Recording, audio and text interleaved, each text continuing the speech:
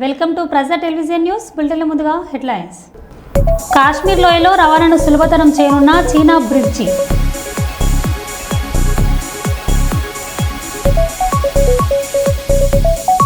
చీనా railway వంతెనను ప్రారంభించిన ప్రధాని నరేంద్ర మోదీ.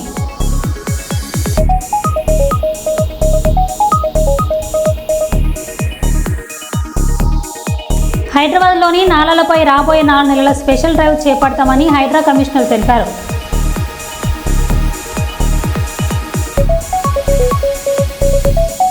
కాంగ్రెస్ అగ్రనేత రాహుల్ గాంధీ బీజేపీపై షాకింగ్ కామెంట్స్.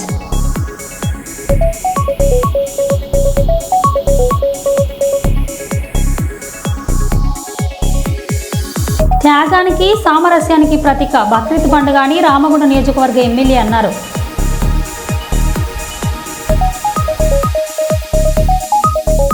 ఇక వివరాల్లోకి వెళ్తే, సాధించాలన్న తపన మనలో ఉంటే ఏదైనా సాధించవచ్చని కర్నూలు ఎంపీ బస్తిపాటి నాగరాజ్ అన్నారు. నగరంలోని ఎన్ఆర్పేటలో శ్రీలక్ష్మి స్కూల్లో పినాక ఆధ్వర్యంలో విద్యార్థులు నిర్వహిస్తున్న ఉచిత శిక్షణ తరగతులు ముగింపు కార్యక్రమంలో ఆయన పాల్గొన్నారు. ఈ సందర్భంగా ఆయన మాట్లాడుతూ ప్రతి ఒక్కరికి ఆత్మవిశ్వాసం చాలా ముఖ్యమన్నారు. తనకే ఎంపీ టికెట్ వస్తుందన్న ఆత్మవిశ్వాసంతో నమ్మి టికెట్ కోసం ప్రయత్నించానన్నారు. ఎంపీ టికెట్ సాధించడంతో పాటు ఎంపీగా గెలుపొందానన్నారు. విద్యార్థులు కూడా ఎక్కడా ఆత్మవిశ్వాసం కోల్పోకుండా అన్ని రంగాల్లో మంచి ఫలితాలు సాధించాలన్నారు. 90% గవర్నమెంట్ స్కూల్, 10% ప్రైవేట్ స్కూల్. చదువుకొని నేను మీద డిగ్రీ అయిపోతేనే రోడ్డు వర్క్ మీద తిరిగేవాడిని. ఉద్యోగం ఏదో వస్తే చాలే అని చెప్పేసి. కానీ ఇది కాదు నా జీవితం చెప్పి ఏదో ఎంఎస్సీ చేస్తే మంచి ఉద్యోగం వస్తే అంత దూరం అని చెప్పి మనం ఫీల్ చేసుకొని ఒక 4 సంవత్సరాలు జాబ్ చేసి ఇది కూడా కాదు నా లైఫ్ అని చెప్పేసి నేను వ్యాపార రంగం, ఆ తర్వాత రాజకీయ రంగంలో కూడా ఎందుకు వచ్చానంటే ఇందాక చెప్పాను, అంతా పట్టుదలనుకుంటే పట్టుదల అని చెప్పేసి అంతా చెప్పాను. నాకు జరిగినటువంటి సన్నివేశాలు రెండే నా జీవితంలో జరిగిన 2 సన్నివేశాలు. మాది రైతాంగం కుటుంబం. నేను అందరికంటే డబ్బులు సంపాదించాలంటే కల నాకు. ఎట్లా సంపాదించాలంటే ఉద్యోగం చేస్తే ఎన్నాళ్ళు చేస్తాం అని చెప్పేసి అది కాదు. జాబ్ మానేసి నేను ఇంటికి వచ్చి వ్యాపారంగా మీకు అడుగుపెట్టడం మా ఇంత అందరూ రకరకాలుగా అనడం జరిగింది. నేను చదివించింది ఏమి నీకు? ముగ్గురు అన్నంలో అయితే నిన్నకం చదివించాను. ఇద్దరు నేను పని చేస్తూ వాళ్ళంతా కాయ కష్టం చేసి నేను చదివిస్తాను. దాన్ని కూడా వదిలేసి ఏదో వ్యాపారం ఉండే హాస్పిటల్ అమ్మేసి నువ్వు చేస్తామని చెప్పి నాకు భయపడ్డాను. సరే, దాంట్లో నేను సక్సెస్ అయితే దాంట్లో వాళ్ళ రిజల్ట్ చూపించాను. ఆ తర్వాత ఈ రాజకీయ రంగంలో కావడం నాకు మొట్టమొదటి ఒకటే అంశం. నాకు అందరూ రాజకీయాలు పెనుదూరం. ఎంతసేపు నా వ్యాపారం, నా చదువు, నా ఎడ్యుకేషన్. వైఎస్ఆర్ గవర్నమెంట్లో చిన్న ఇన్సిడెంట్ జరిగినాయి. నేను చేసే వ్యాపారంలో ఒక మనిషి వచ్చి ఇబ్బంది పెడితే నేను కూడా రాజకీయం చేయాల్సిందే ఖచ్చితంగా అని చెప్పేసి అప్పుడు జెండా ఆ తెలుసుకోండి. నా రాజకీయ వయసు అదే కొత్త రాజకీయ వయసు, రాజకీయ దురంధరం నేను కాదు. నేను నా రాజకీయ వయసు వచ్చేసి 2 years అంతే.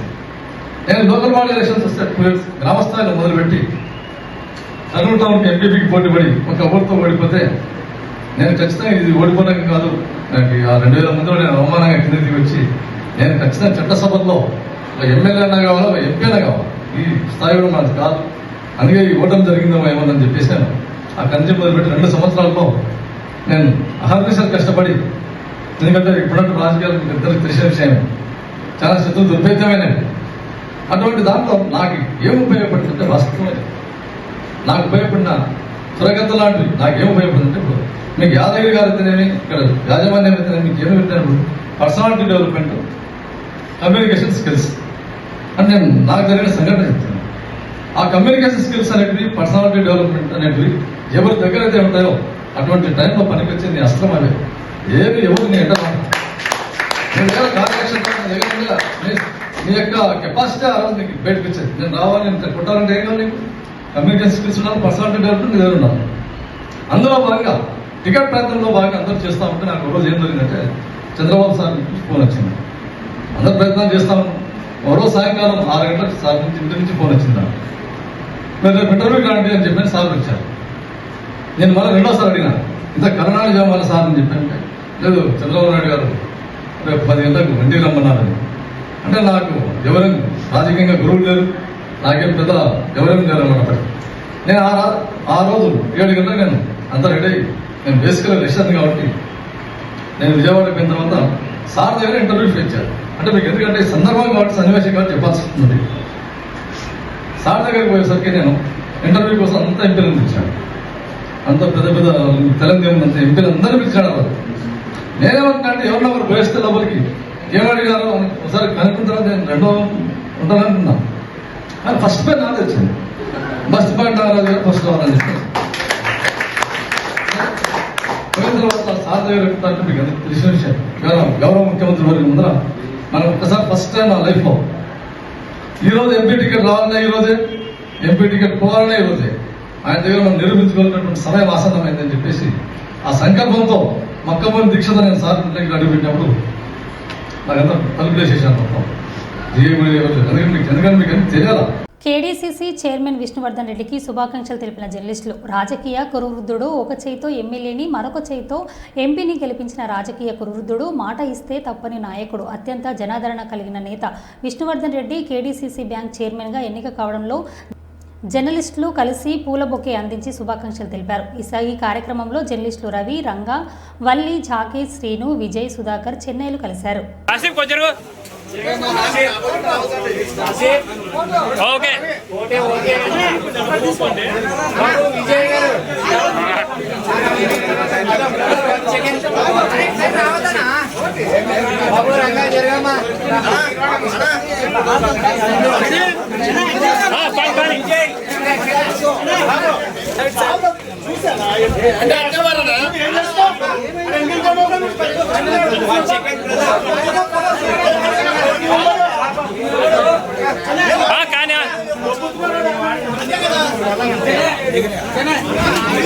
ఓకే అంటే చెప్తా, అందరు వాళ్ళ వైడ్ ఎక్కువ పెట్టు, ఇలా ఎక్కువ పెట్టు వైడ్.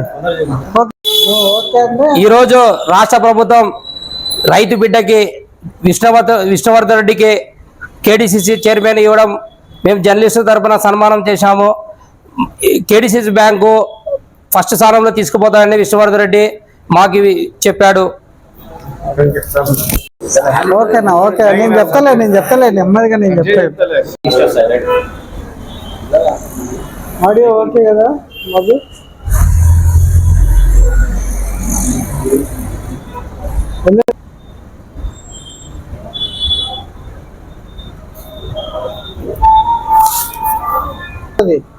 మన రవి లాంటి వాళ్ళు పెడతారు ఆ ఫోటో. మన ఉమ్మడి కర్నూలు జిల్లాలో సీనియర్ రాజకీయ నాయకుడు ఎవరంటే ఫస్ట్గా విష్ణువర్ధన్ రెడ్డి పేరే చెప్తారు. అయితే ఆయన ఎదురూరు నుంచి ఎంపీపీ నుంచి ఒక ఉన్నత స్థానానికి ఎదిగిన వ్యక్తి ఎవరంటే విష్ణువర్ధన్ రెడ్డి గారు.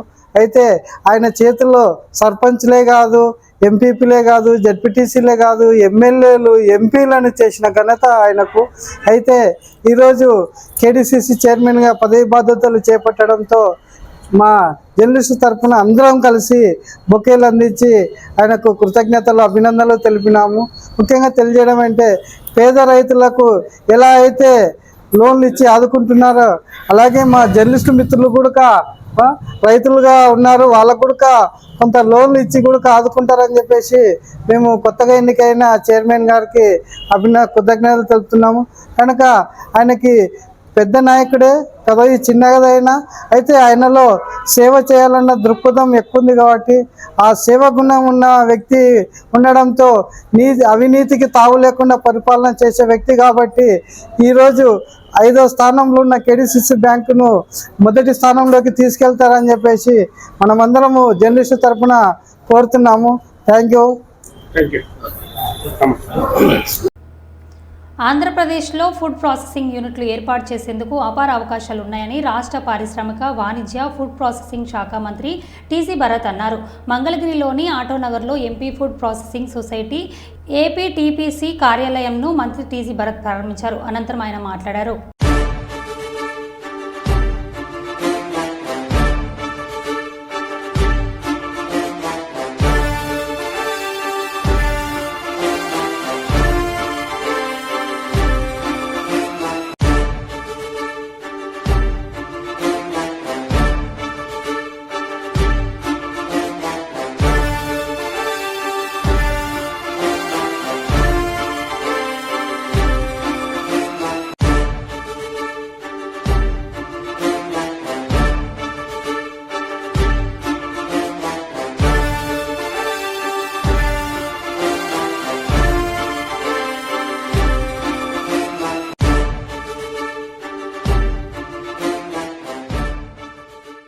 జైపూర్ పోలీస్ వారి ఆధ్వర్యంలో టేకుమట్ల గ్రామ ప్రజల సహకారంతో సీసీ కెమెరాలు ఏర్పాటు చేయడం జరిగింది.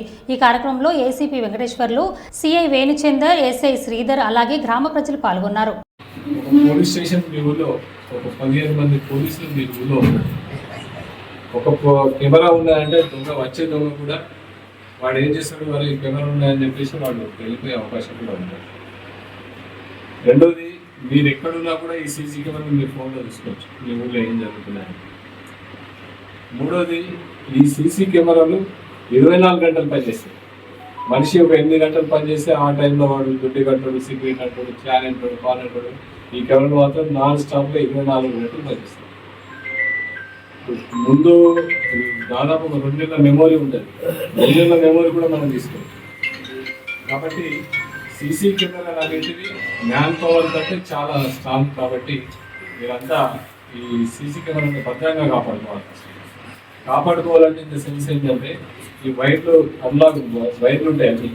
ఈ వైర్లు ఎప్పుడెప్పుడు జరిగే అవకాశం ఉంటాయంటే ఎక్కువ మీరు ర్యాలీలు ఊళ్ళలో పండుగలు చేస్తారు, గణేషులు ర్యాలీలు ఏ ర్యాలీలు చేస్తారు కదా, ఆ జెండాలు కడతారు, చెట్లకు జెండాలు బ్యానర్లు కట్టే టైంలో కాంబలకు మీరు అది ఇగే టైంలో ఇవి కూడా తెగిపోతాయి.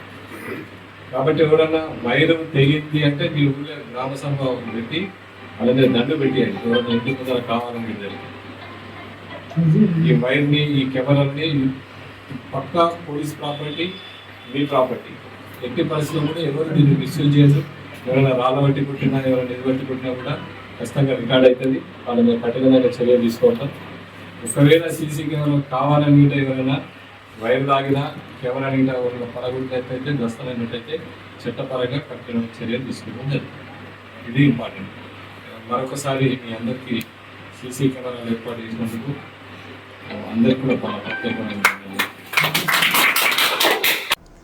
కాంగ్రెస్ అగ్రనేత రాహుల్ గాంధీ బీజేపీపై షాకింగ్ కామెంట్స్ చేశారు. బీజేపీ కులగణనను సరిగ్గా చేస్తోందని నేను అనుకోవట్లేదు. వారిపై నమ్మకం లేదు. కానీ బీజేపీ కులగణన చేసినా చేయకపోయినా నేను దాన్ని పార్లమెంట్లో ఆమోదించేలా చేస్తాను అంటూ పేర్కొన్నారు. ఈ దేశం మీకు వ్యతిరేకంగా ఎలా పరిపాలన జరుగుతుందో మీకు తెలియని తాను రాజకీయాల కోసం కులగణన చేయడం లేదని తన దేశం కోసం చేస్తున్నారని అన్నారు. मगर मैं आपको वायदा कर रहा हूं, बीजेपी करे ना करे, मैं तो पार्लियामेंट हाउस में, राज्यसभा में, लोकसभा में करवा के दूंगा, क्योंकि मैं आपको सच्चाई दिखाना चाहता हूं. मैं आपको आपकी सच्चाई दिखाना चाहता हूं कि आपके साथ, आपके खिलाफ इस देश में किस प्रकार से काम किया जा रहा है. आपके बच्चों के भविष्य के खिलाफ किस प्रकार काम किया जा रहा है. मैं आपको ये क्लैरिटी से दिखाना चाहता हूं. ये देखो, ये है आपकी सच्चाई. और ये मेरे लिए राजनीतिक लक्ष्य नहीं है भैया. ये मैं राजनीति के लिए नहीं कर रहा हूं. ये मैं अपने देश के लिए कर रहा हूं, सच्चाई के लिए कर रहा हूं. చీనా బిర్జ్ కాశ్మీర్ లోయలో రవాణా సులభతరం చేస్తోంది. ఇప్పుడు కాశ్మీర్ నుంచి ఢిల్లీకి సరుకులు రవాణా ట్రక్కుల ద్వారా 48 గంటలు పడుతుంది. కానీ ఈ వంతెన ఈ సమయం బాగా తగ్గుతుంది. ఈ ప్రాజెక్టు ఆర్థిక వృద్ధిని, పర్యాటకాన్ని, సాంస్కృతిక అనుసంధాన్ని పెంచుతుంది. స్థానికులకు ఉపాధి అవకాశాలు, వ్యాపార విస్తరణ, మెరుగైన జీవన ప్రమాణాలు లభిస్తాయి. కాశ్మీర్ను దేశంలో మరింత దగ్గరగా చేసే ఈ వంతెన భవిష్యత్తులో అభివృద్ధికి కీలకంగా పనిచేయనుంది.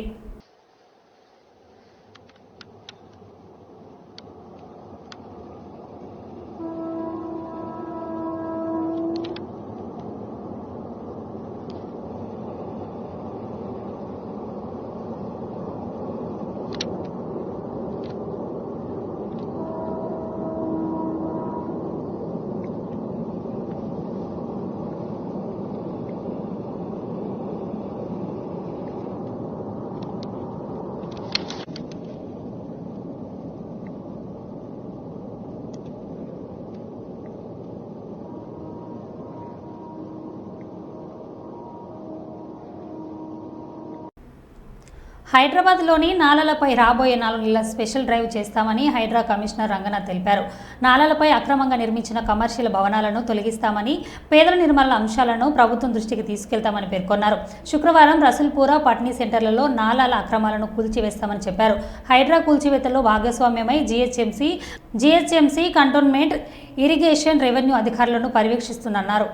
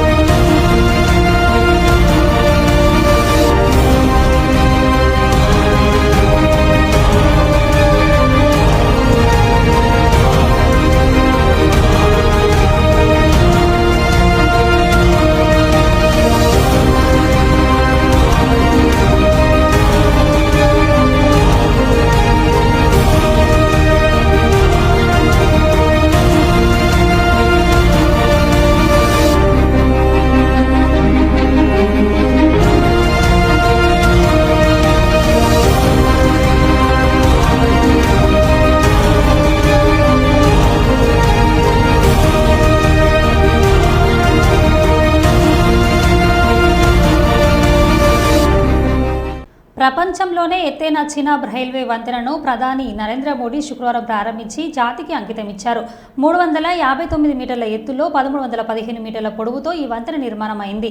ఇది జమ్మూ శ్రీనగర్ మధ్య కనెక్టివిటీని పెంచుతుంది.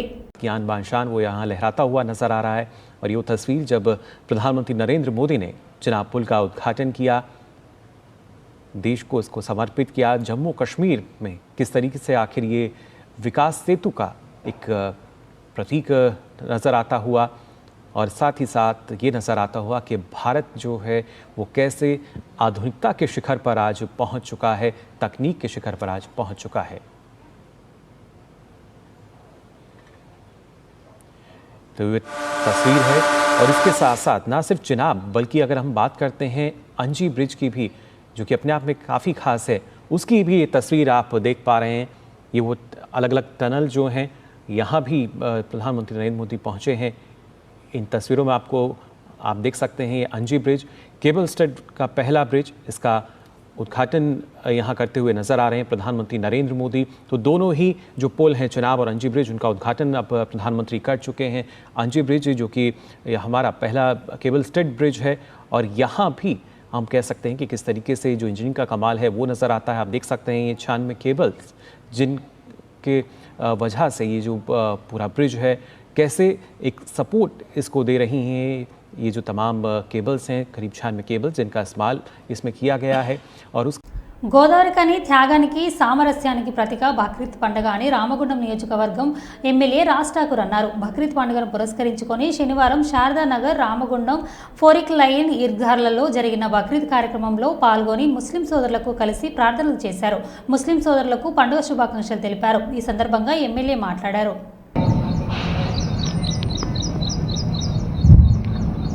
అల్లాహు అక్బర్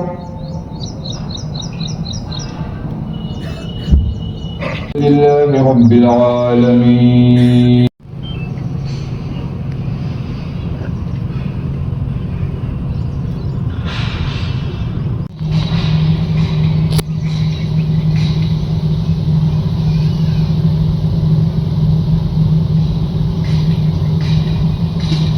అల్లాహు అక్బర్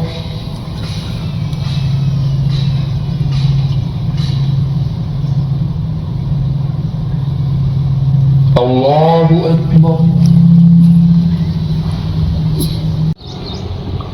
Allahu Akbar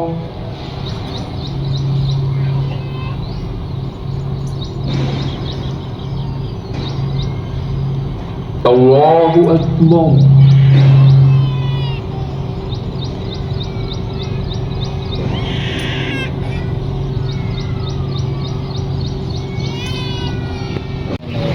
पंद्रह महीने में 6 महीने इलेक्शन का कमर्शियल कॉम्प्लेक्स ला रहा हूँ, मेडिकल हब बना रहा हूँ। आप लोग देख रहे हैं आपके बाजू में पूरे हर डिवीजन में रोड्स बना रहा हूँ, ड्रेनेज बना रहा हूँ, बड़े बड़े रोड्स बना रहा हूँ, लाइट डाल रहा हूँ, स्कूल बना रहा हूँ।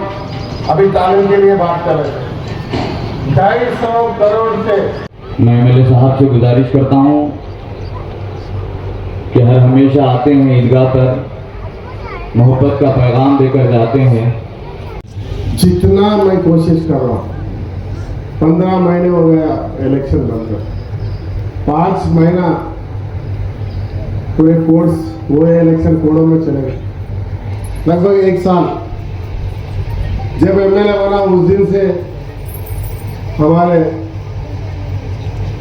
चीफ मिनिस्टर रेवंत रेड्डी साहब को जब भी मिलता एक ही बात बोलता रहता, भाई हमारा रामगुंडम तरक्की के लिए साथ दो, हमारे लिए फंड्स दो, रामगुंडम में 1/800 पावर प्लांट दो, पर इसके सिवा कुछ नहीं चाहिए।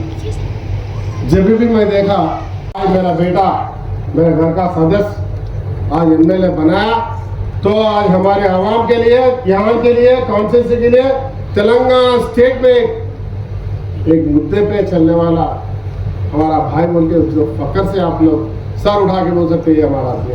इस तरह का काम करने की कोशिश कर रहा हूँ। आपके प्यार मोहब्बत इसी तरह रहे और अल्लाह ताला से दुआ करो ये स्टेट नंबर 1 बने, स्टेट में जो 8 लाख रुपए खर्चा कर। తప్పతాగి గొడవ చేస్తూ విధుల్లో ఉన్న మహిళా ఎస్ఐ ఛాతి మీద చేయివేసిన నాయకుడు. ఖమ్మం జిల్లా కల్లూరు మండల కేంద్రంలోని తిరువూరు ఎక్స్ రోడ్ దగ్గర ఉన్న చౌదరి హోటల్లో మద్యం సేవించి విరంగం సృష్టించిన తల్లాడ మండలానికి చెందిన నాయకుడు రాయల రాము దాదాపు 30 నుండి 40 మందితో వచ్చి హోటల్పై దాడికి పాల్పడ్డ రాముడు ఈ విషయాన్ని తెలుసుకొని వివాదాన్ని కంట్రోల్ చేసేందుకు తన సిబ్బందితో ఘటన స్థలానికి చేరుకున్న ఎస్ఐ హరిత ఘటన స్థలానికి చేరుకొని ఎస్ఐని పోలీస్ సిబ్బంది నీచమైన భాషతో దుర్భాషలాడిన కాంగ్రెస్ నాయకుడు రాయల రాము అని అతని అనుచరులు.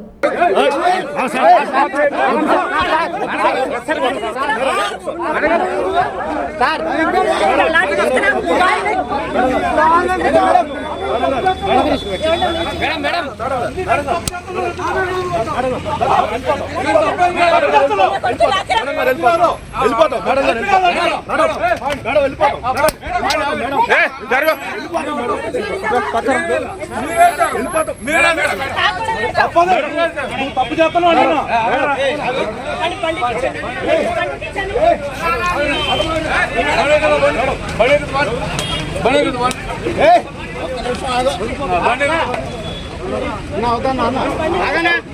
మేడం కొడతారా వెళ్ళిపోతా వస్తానా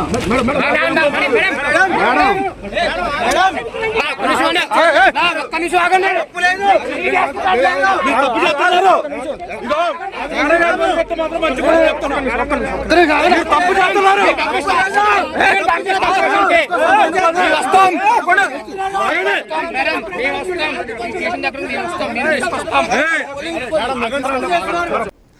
పాణ్యం మండలం పిన్నపురంలోని గ్రీన్ కో పవర్ ప్రాజెక్టు సందర్శించడానికి విచ్చేసిన తెలంగాణ రాష్ట్ర ఉప ముఖ్యమంత్రి బట్టి విక్రమార్కకి పాణ్యం ఎమ్మెల్యే శ్రీమతి గౌరు సరితారెడ్డి ఘనస్వాగతం పలికారు. అనంతరం బట్టి విక్రమార్కతో కలిసి ఎమ్మెల్యే గ్రీన్ కో పవర్ ప్రాజెక్టును సందర్శించి వివిధ విభాగాలను పరిశీలించారు. ఈ సందర్భంగా పవర్ ప్రాజెక్టు నిర్వహణ, విద్యుత్ ఉత్పత్తి సామర్థ్యం తదితరుల విషయాలను బట్టి విక్రమార్కకి గ్రీన్ కో సీఈఓ వివరించడం జరిగింది. ఈ కార్యక్రమంలో తెలంగాణ రాష్ట్ర అధికారులు, గ్రీన్ కో ఇతర అధికారులు, సిబ్బంది, కుటుంబ నాయకులు పాల్గొన్నారు.